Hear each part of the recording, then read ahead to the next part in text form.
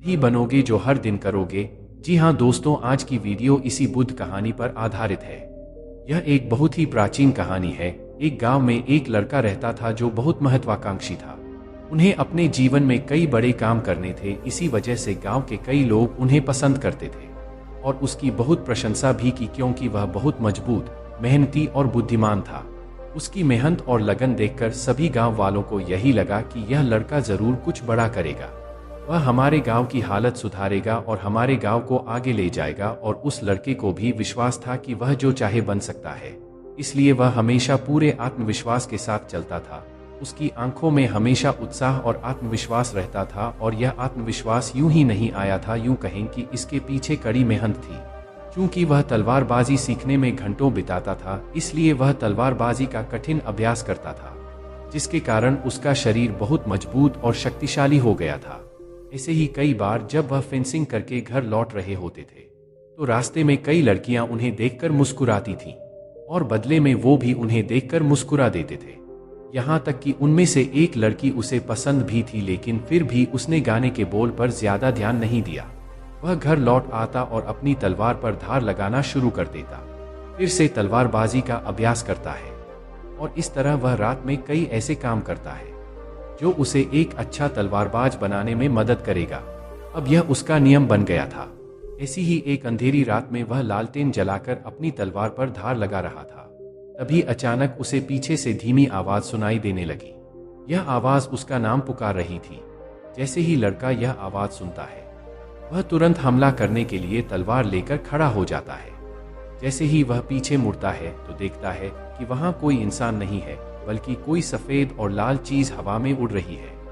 यह सफेद और लाल रंग की उड़ने वाली चीज एक आत्मा है, जिसे आप भूत भी कह सकते हैं। यह आत्मा दिखने में बहुत अजीब थी, क्योंकि वह न तो महिला की तरह दिखती थी और न ही पुरुष की तरह, न खुश न उदास। वह बहुत ही अजीब सी भाव भंगिमा के साथ हवा में उड़ रही थी।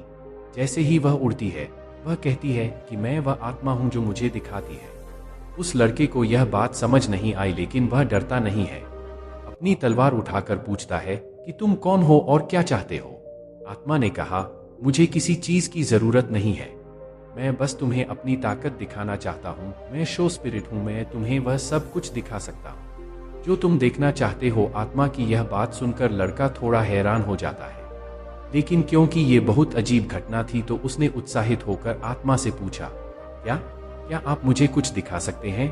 तो आप मुझे इस दुनिया की सबसे महंगी तलवार दिखाइए जो सोने और हीरे जवाहरातों से बनी है। यह सुनकर वह अपनी आत्मा को उड़ा देता है और एक छोटा सा बादल बनाता है, जिसके अंदर लड़के को वह चमकती हुई तलवार दिखाई देने लगती है, जो पूरी तरह से सोने की बनी हुई थी और उसमें हीरे जवाहरात जड़े हुए थे, जिससे एक योद्धा तलवार चलाने का अभ्यास कर रहा था। यह दृश्य कुछ देर तक चलता है और फिर गायब हो जाता है, लेकिन यह सब देखकर लड़का बहुत खुश हो जाता है और सोचता है कि यह वास्तव में बहुत मजेदार है और काम की आत्मा है।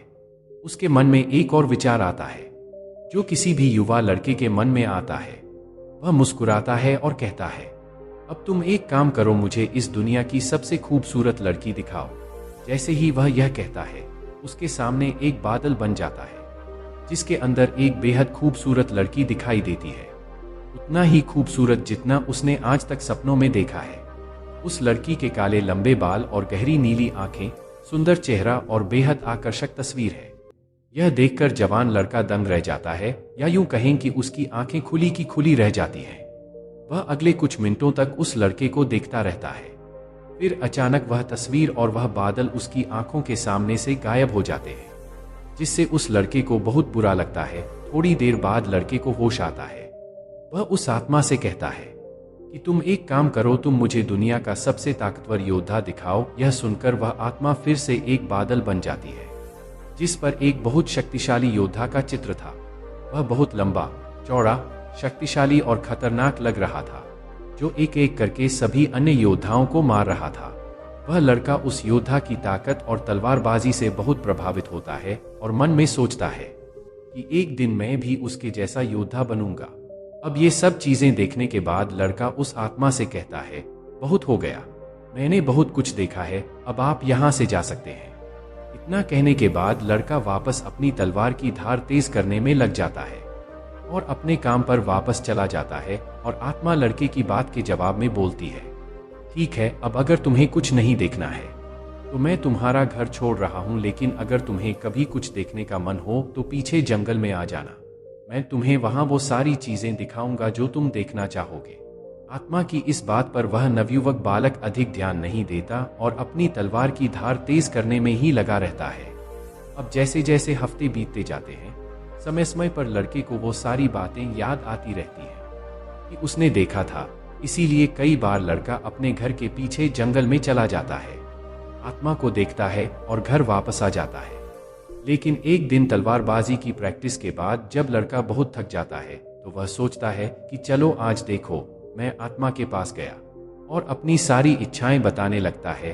वह कभी दुनिया की सबसे खूबसूरत जगह देखता है, अलग अलग मौसम देखता है, वह अपने कुछ दोस्तों को देखता है जो उसके साथ नहीं है, और कभी कभी बहुत सारी खूबसूरत लड़कियों को अलग अलग चीजों में देखता है।